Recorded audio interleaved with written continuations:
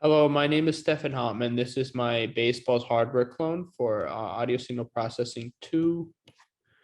Um, so the Electromonics baseballs kind of came about the early 1970s as a bass guitar pedal.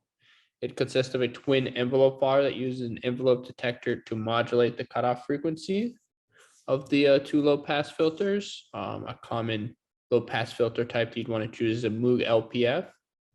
The human vocal-like sound is a common way you describe it because of the sweeping of the filters. Um, awesome. So, kind of some original characteristics of the baseballs that the cues of the filters are identical, and it changes with the different cutoff frequencies. And that was something specifically designed by the manufacturer. And the original baseballs, if we go back one slide, we have a bypass, distortion, and response. So here you have the response, distortion, and the bypass. Um, kind of think of the response as the amount of fuzz, and the other two are just switches. So that's fine. Um, the two filters cutoff frequencies are kind of kept at a certain distance apart as an integer, or not an integer, like any kind of value between like 0 and 5. But um, I found best that it sounds best at about 3.5, so that's what I'm using as my end. But here's just a very simple formula for it. So we want to also model the exact analog, and I kind of made a mapping system. So here we have a spice model that we have of the original baseballs, and we have here we could get the XA, which is the cutoff frequency of the first Moog LPF, and then XB is the second, and then we can get the peak gain, and we could see for a specific VC. Now, the only thing missing is really like a Q value. So how we get a Q value is we go into rack effects. And since we have these two, I'm just going to build a Moog LPF filter and just going to move around the Q till it matches the exact peak dB. So I think in this example, it's like I've set the FC to 1099, and I'm going to keep messing with the Q until it's like as close as possible to this 30.18, which is right here. I have 30.17. So now I have 30.17. I can move the Q down here in this column. And then you just do that for every Q. And then you're going to want to get a good curve to map these values. And I did a thing where I zero crossed the values, and this would make it impossible for any real negative frequencies to occur, because I was a problem if you just let it find its like least amount of like error. So I did zero cross them, which just means that you start with a zero, but the Q would be fine. You don't need zero cross to that. I think there's a lot of improvements that I can make in the coming weeks. I need a lot more documentation.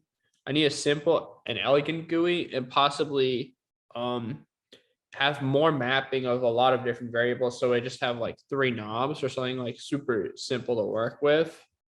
I was suggested to make a Franken baseballs from the dynamics processor objects detector.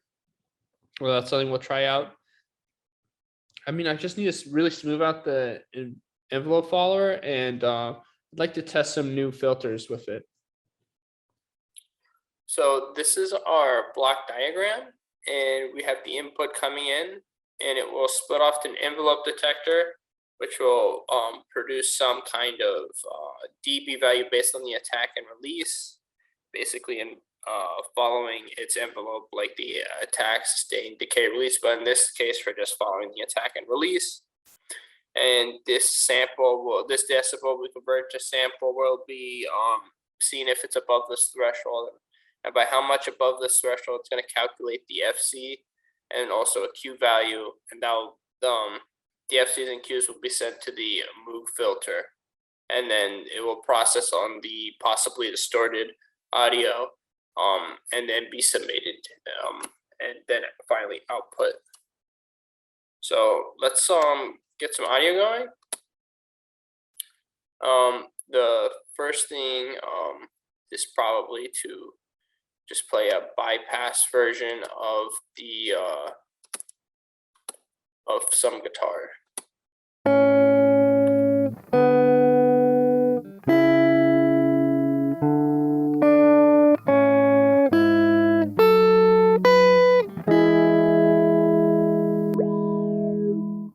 So what I have here is virtual. So this is not using the exact analog mapping.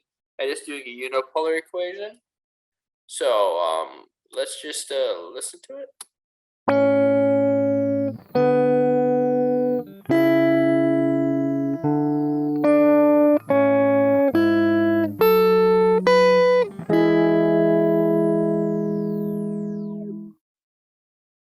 We can do a lot of things like bass boost it, which just adding bass to the low pass filter, and we can apply different distortions. I think it works together really well.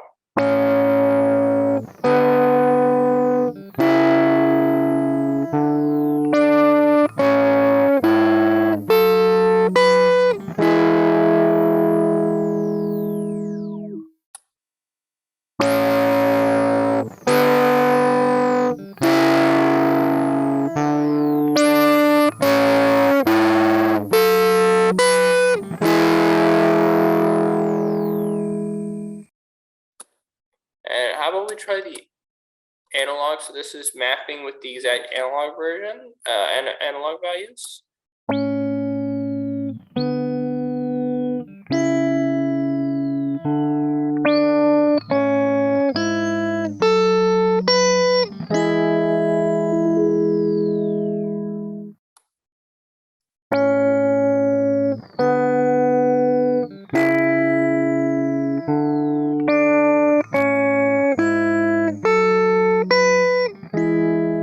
We can also just start the audio.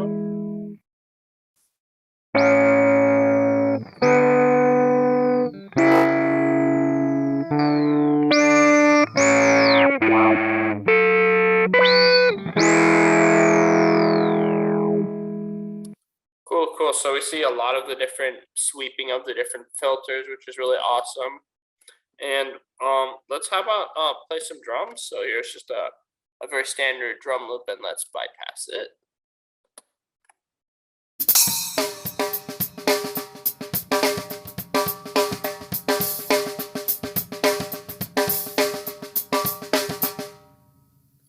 Cool. So I think the drums we're gonna try to want to get some very quick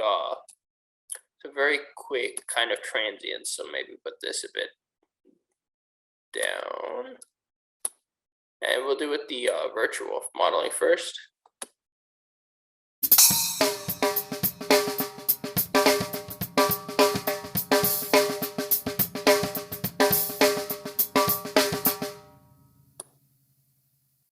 Oh, actually bypassed it here. Now it's working.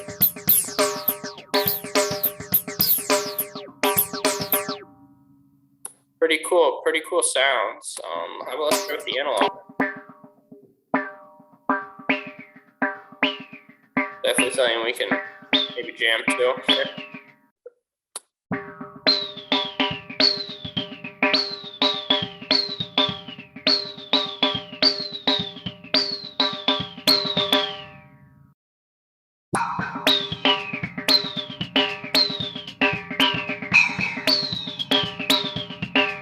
So I think we could see there's like a ton of creative potential with this. I mean, I think we've all somewhat heard some kind of audio that maybe has this very sweeping like effect.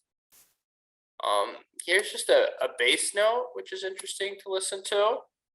Let me just switch it back to, because it is the bass balls, which means that was like, originally made for the bass. So electrical bass, but this would be an upright bass.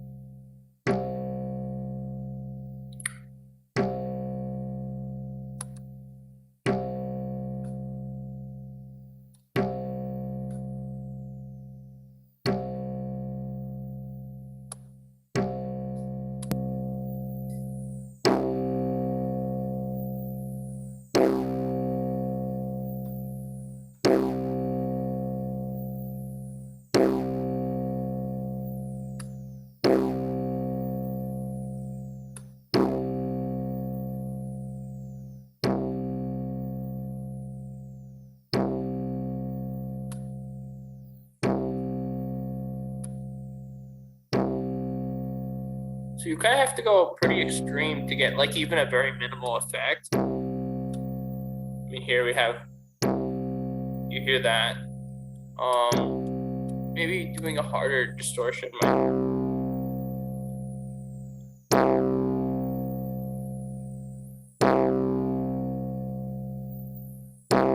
So I guess this maybe is one of the limitations with just doing it with virtual modeling.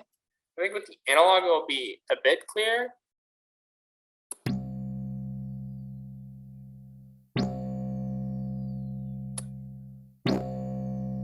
I mean, we can hear it a lot more clear, the sweep. So yeah, that's that.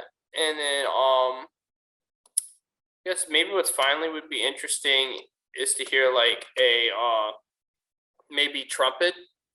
So let me play the trumpet first, bypass.